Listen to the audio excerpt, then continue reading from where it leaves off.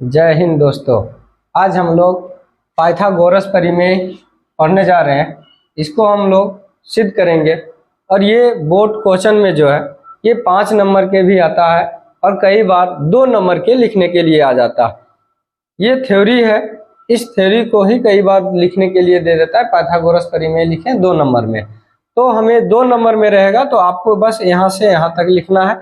और यदि 5 नंबर में रहता है तो ये सिद्ध करने के लिए दिया जाता है, तो हम ये सिद्ध भी कर लेंगे और साथ साथ में ये थ्योरी भी जान लेंगे। ये थ्योरी कहता है कि यदि किसी समकोण त्रिभुज के कर्ण का वर्ग अन्य 2 भुजाओं के वर्गों के योग के बराबर होता है। ये थ्योरी है। ये हमेशा ये कह रहा है कि यदि किसी समकोण त्रिभुज है, कोई एक कोण 90 डिग्री हो, तो इसके कर्ण, इसके सामने वाले भुजा जो होता है वो कर्ण होता है। ये कह रहा है यदि कर्ण का वर्ग कर दे तो ये जो भुजाएं बच जाती है, एक लंब बचती है और एक आधार बचती है। ये आधार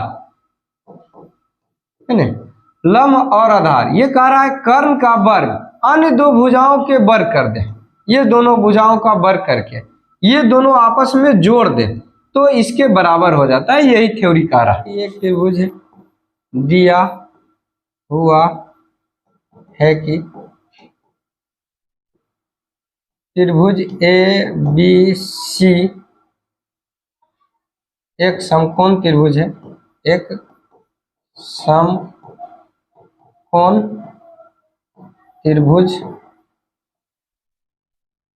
त्रिभुज है जिसमें कोण भी 90 डिग्री है। तो हमें सिद्ध करना है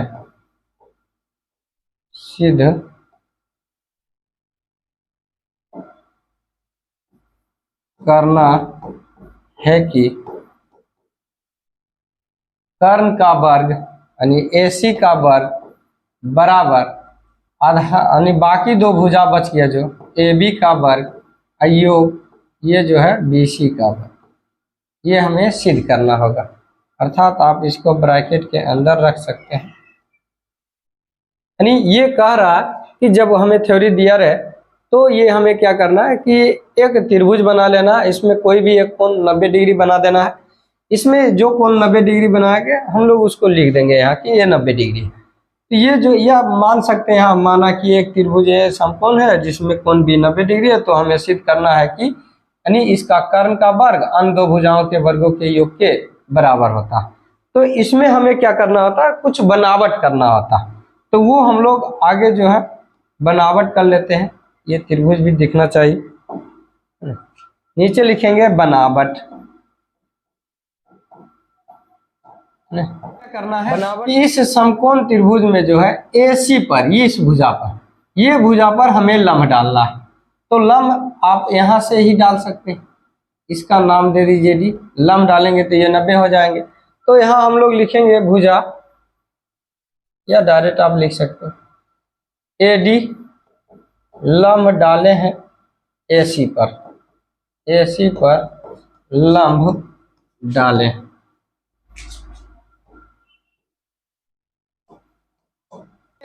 अब यहाँ ये त्रिभुज समरूप करना होगा। ये त्रिभुज जो है लंब जो डाला गया है, इस लंब पर से एक त्रिभुज ये वाला लीजिए और एक बड़ा वाला त्रिभुज लीजिए। अर्थात हम लोग लिख सकते हैं त्रिभुज ADB और त्रिभुज बड़ा त्रिभुज ABC में, इसमें हम लिख सकते हैं कोण B बराबर कोण D है। क्यों भाई, तो दोनों समकोण है। ये कोण भी बड़का त्रिभुज में ABC में ये समकोण है और छोटका त्रिभुज ये में यहाँ पर ये समकोण है, क्योंकि लंब डाला गया है। तो ये कोण जो है समकोण होगा और ये कोण भी समकोण होगा। तो इसको हम लिख सकते हैं कोण समकोण है। उसके बाद और ये कोण जो है ये छोटा वाला त्रिभुज में भी है और बड़ा वाला त्रिभुज में भी है। अर्थात ये दोनों कोण आपस में दोनों में उभयनिष्ठ यानी कोण ए बराबर कोण ए यहाँ लिख सकते हैं, दोनों त्रिभुज में है, दोनों त्रिभुज में है, इसलिए ये त्रिभुज दोनों आपस में समरूप हो जाएगा। यानी त्रिभुज ए डी बी समरूप त्रिभुज ए बी सी हो जाएगा। अर्थात ये दोनों त्रिभुज समरूप हो जाएगा तो इसकी भुजाएं समानुपाती होती है, तो हम लोग भुजाएं इसकी समानुपाती कर सकते हैं। देखिए इसका यदि लम्ब लेंगे तो इसका लम्ब लेंगे, अर्थात हम लिख सकते हैं ए डी बटा इसका लम्ब बड़का त्रिभुज का लम्ब, ये वाला देखो बड़का त्रिभुज का लम्ब कौन होगा, इस त्रिभुज का लम्ब अगर ये माने तो इस त्रिभुज का लम्ब ये हो जाएगा, अर्थात ए डी बटे बी डी हो जाएगा। यानी ए बी बराबर इस छोटा त्रिभुज का कर्ण लीजिए, छोटा त्रिभुज का कर्ण 90 डिग्री के सामने वाले भुजा कर्ण कहते हैं, तो छोटा त्रिभुज का कर्ण हमारा ए बी, तो बड़का त्रिभुज का कर्ण क्या हो जाएगा, देखिए बड़ा त्रिभुज वाला ये वाला इस भुजा के इस कोण के सामने वाला लंब कर्ण होगा, अर्थात ए सी हो जाएगा। ऐसा कर देना है ए बी की गुना ए बी स्क्वायर हो जाएगा, बराबर हो जाएगा, इसको गुना कीजिए तो ए सी गुना ए डी हो जाएगा, ये दोनों गुना करेंगे, इसको समीकरण हम लोग 1 मान लेंगे। इसी प्रकार त्रिभुज, अब की बार ये त्रिभुज लेना है, ये इधर वाला छोटा वाला ये त्रिभुज और बड़ा त्रिभुज ये वाला, अर्थात हम लोग लिख सकते हैं त्रिभुज बी डी सी और त्रिभुज ए बी सी, बड़का त्रिभुज ए बी सी में, इसमें कौन देखिए कोण बी बराबर कोण डी हो जाएगा ये वाला, क्योंकि ये दोनों समकोण होगा, लिखेंगे चूंकि कोण बी बराबर कोण डी हो जाएगा। क्यों भाई, समकोण है, समकोण त्रिभुज है।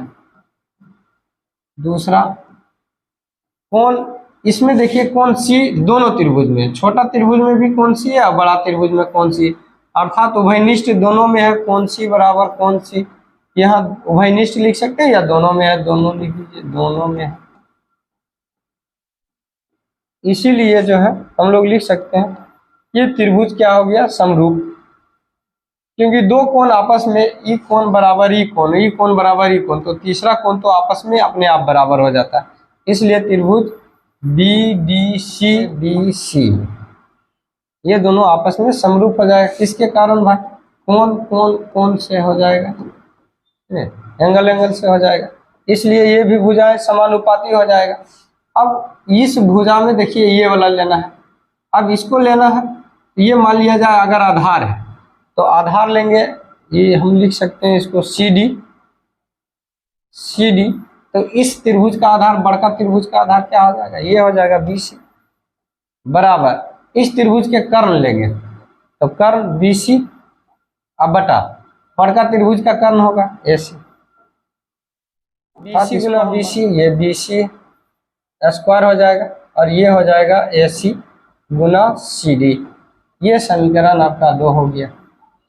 अब हम लोग लिखेंगे समीकरण 1 और समीकरण 2 से, क्या लिखेंगे, समीकरण 1 और समीकरण 2 से को जोड़ने पर जोड़ देंगे हम लोग समीकरण 1 और समीकरण 2 पर। तो समीकरण 1 आपका क्या आया था, आप यहाँ देख सकते हैं, समीकरण 1 देखिए ए बी स्क्वायर था, ए बी स्क्वायर और बराबर A C Guna A D था, तो समीकरण 1 जो था ए बी स्क्वायर बराबर था ए सी गुना ए डी, और समीकरण 2 आपका निकला बी सी स्क्वायर बराबर A C Guna C D. अब इन दोनों को जोड़ेंगे तो ये दोनों को जोड़ हो जाएगा, A B square plus B C square बराबर यह जोड़ना होगा ए सी गुना ए डी और जोड़ इतना लिखेंगे ए सी गुना सी डी। अब ये क्या होगा, देखिए ये दोनों में ए सी है तो कॉमन ले लेंगे, तो इसको आगे बढ़ा दीजिए, A B square plus B C square बराबर ए सी अगर कॉमन ले लेते हैं तो ये हमारे पास जो बचेगा A D plus C D. तो आप देखिएगा ए डी AD यहाँ से यहाँ और CD यहाँ से यहाँ, अर्थात यहाँ से यहाँ और जोड़ यहाँ से यहाँ, ये जोड़ है। तो इस चीज को हम डायरेक्ट यहाँ से यहाँ लिख सकते हैं AC, अर्थात इतना चीज को हम लोग लिख सकते हैं AC।